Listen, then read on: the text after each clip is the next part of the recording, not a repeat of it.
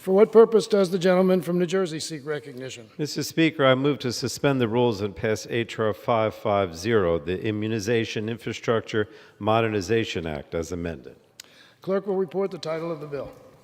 Union Calendar Number 128, H.R. 550, a bill to amend the Public Health Service Act with respect to immunization system data modernization and expansion and for other purposes. Pursuant to the rule, the gentleman from New Jersey, Mr. Pallone, and the gentleman from Kentucky, Mr. Guthrie, each will control 20 minutes. The chair recognizes the gentleman from New Jersey. Mr. Speaker, I ask unanimous consent that all members may have 5 legislative days in which to revise and extend the remarks and include extraneous material in H.R. 550. Without objection. And Mr. Speaker, I yield myself such time as I may consume. Gentleman's recognized. I rise in strong support of H.R. 550, the Immunization, Infrastructure, Modernization Act. This bill would authorize $400 million for grants to expand, enhance, and improve immunization information systems administered by health departments and used by healthcare providers. Immunization information systems, also known as IIS, or immunization registries, are confidential, population-based, computerized databases that record immunization doses administered by providers to patients.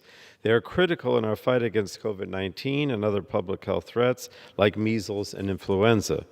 Local public health officials use IIS to collect, analyze, store, and view aggregated vaccination information, which is kept confidential and separate from identifiable patient information. This information helps them understand overall vaccination levels so they can better guide public health decisions for their communities. IIS also helps patients and healthcare providers by allowing them to view a secure, consolidated immunization history, helping them determine appropriate and necessary vaccinations, and reminding patients about vaccination schedules. IIS have been critical in the COVID-19 pandemic. They have helped us understand where vaccines are getting to patients and where we need to do more to reach people and provide access. They provided near real-time information sharing, allowing state officials and leadership at the Centers for Disease Control and Prevention to understand vaccination rates and where people are choosing to receive their vaccines. Like all forms of infrastructure, IIS require maintenance and upgrades. As I mentioned, IIS have been an important tool in the fight against COVID-19, but the pandemic has also tested the ability of IIS to keep up with the pace of our massive vaccination efforts. According to the American Immunization Registry Association, one state went from an average of 17,000 doses recorded in its IIS each day to over 500,000 this past spring.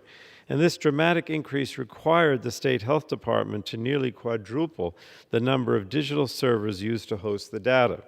And these are not one-time costs. Going forward, these new servers and the new data collected during the pandemic will need to be maintained and secured. State and local leaders have also told us that inconsistent and antiquated technology, incomplete provider participation, and faltering interoperability are areas where we must improve to ensure that we have useful and quality data. It's important that the systems used by physicians are able to communicate with the state and local public health departments, and that these systems can also communicate with other states and the CDC.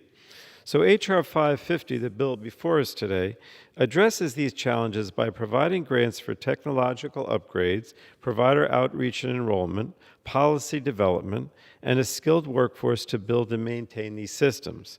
The legislation also requires the Department of Health and Human Services to create an implementation strategy and set clear data standards that must be followed by all grantees. And this should help ensure that states are coordinated going forward. H.R. 550 will ensure all IIS are brought up to modern standards, help control disease outbreaks, and put our public health infrastructure on a solid foundation for years to come. And I want to thank Representatives Custer and Bouchon for their bipartisan work on this bill. I urge all members to support this important bipartisan legislation, and I reserve the balance of my time. Gentleman from New Jersey reserves the balance of his time. The gentleman from Kentucky is recognized. Thank you, Mr. Speaker. I yield myself as much time as I may